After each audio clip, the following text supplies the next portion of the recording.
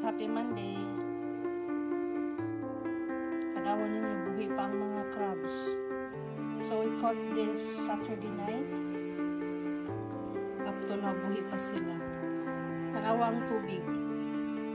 I just changed this one last night with salt. So salt purging. Para magawas ang ilang kinaon.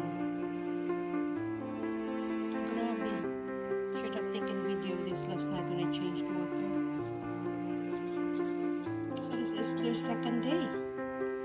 Buhi paghapon ang uban ito na sa freezer. Wala ito nakasuway og salt purging. Pero rin ako ilisti og tubig. Importante yun ay nilinisin yun sila ba? Reviewan yun sila. And best way to clean is salt purging. Buhi pa kayo sila. I just use normal salt. I can't believe they're still alive. I thought the salt would kill them. But not. They're alive. Look. Look how dirty the water is. Oh my.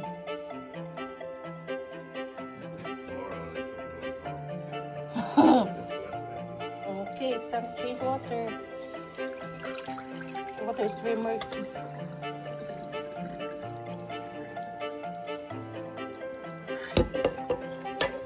Smells like ocean.